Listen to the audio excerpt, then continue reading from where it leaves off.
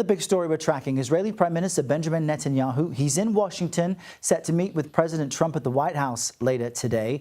And this visit comes as President Trump expresses optimism that a ceasefire and hostage release deal between Israel and Hamas could be reached this week.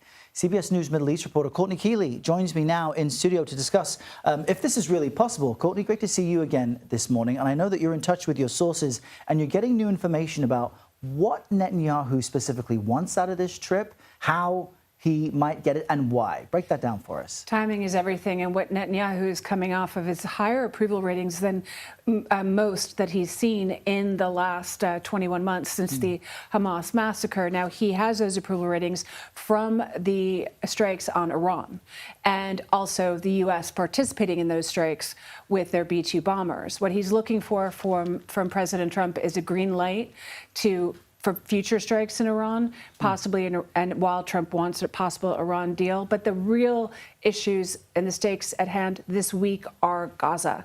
And Israeli officials and Hamas militants are meeting inside Qatar today, not directly, indirectly. The U.S. is also, according to Haaretz, the Israeli newspaper, meeting directly with Hamas for the first time in history, all to get back to a ceasefire, a 60-day ceasefire, which would look like the one that was broken in mid-March. This would initially see about the release of 28 hostages, 10 of those who are believed to be alive.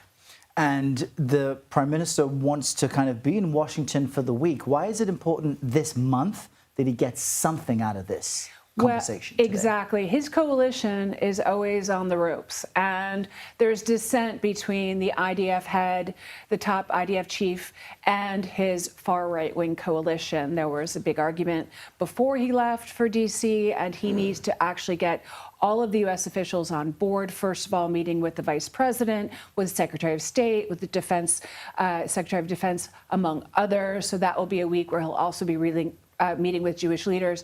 July 27th is when the Israeli parliament goes into recess until mid-October. He needs to keep this coalition together until then to remain prime minister. So we'll see if he can once again walk out of an Oval Office meeting with something tangible, as he's been able to do previously this year. Courtney Kealy, great to get your reporting. Thank you so much.